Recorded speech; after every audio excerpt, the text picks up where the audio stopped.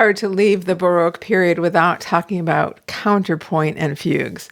However, this gets really complicated, and I'm wanting to keep this very simple. So I'm going to give you the absolute bare bones cliff notes to a fugue. A fugue is a kind of counterpoint. We're no longer talking about right hand or the upper voice has the melody and the left hand or the lower voice has the harmony. It's not like that at all. You get to Bach fugues and you have different subjects coming in, and there's no such things as separate hands anymore. It's all about different voices. If you think about a chorus, you have soprano, alto, tenor, bass. So I'm going to demonstrate the subject only of a Bach fugue. I'm sorry, but once I turned 50, I decided, just because I can play Bach fugues in public doesn't mean that I need to play Bach fugues in public. It's one of the things I just don't do anymore. So I'm going to just do a little bit of a demonstration. And this is just showing you what to listen for in the subject and then how it develops just a little bit. So what I mean by that is every fugue has a subject. Think about row, row, row your boat. Right? It's not a fugue, it's a canon. A canon is like, a fugue is like a canon on steroids. So, because it's not just two voices, it's 3 to 5 voices. So this subject starts like this, and it's on D. So now we're in the same D major prelude and fugue. From the prelude I just played, this is the matching fugue from Bach 2. Subject.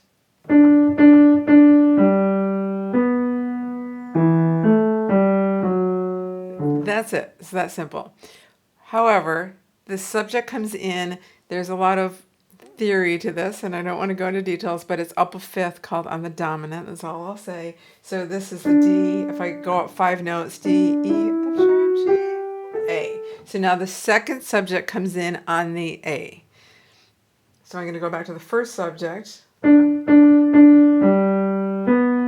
They're going to overlap. Sometimes they don't. Like sometimes that, in some Bach fugues, that would be complete, and then the next voice comes in. So this is the tenor voice, and I'm going to come in with the alto voice next, and they're going to overlap. So we have here, and then this is going to overlap. Here it comes.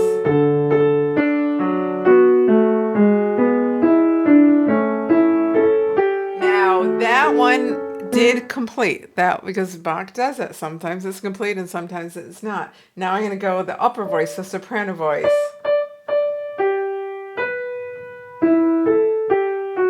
But that's going to overlap with the next voice coming in, which is the bass voice. So the upper voice was on the D, and now it's going to come in for the fourth time on the A, on the dominant. So we have the 1, the 5th degree, the 1, the 5th degree. From the beginning, tenor, alto,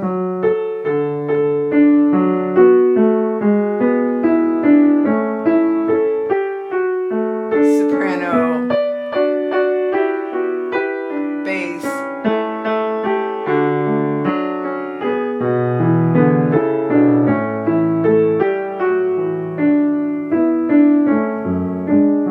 and then there's a whole lot of other things that happen after that. But if that's a little bit of a tidbit of information to give you to what to listen for in a fugue, the other thing that happens in this, as in most Bach fugues, is at some point, oftentimes towards the end, to build tension, to build anticipation around the ending of this. It's called stretto, when a composer takes those voices that have been a little bit separated, maybe overlapped a little, like put them right on top of each other. It causes a lot of tension. And so this is towards the end. We have, and as the subject goes on, sometimes it's a little different. I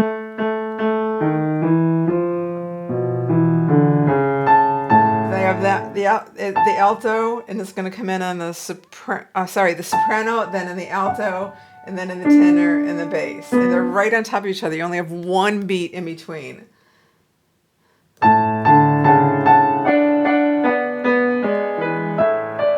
And And that causes all this harmonic tension, which then gets resolved so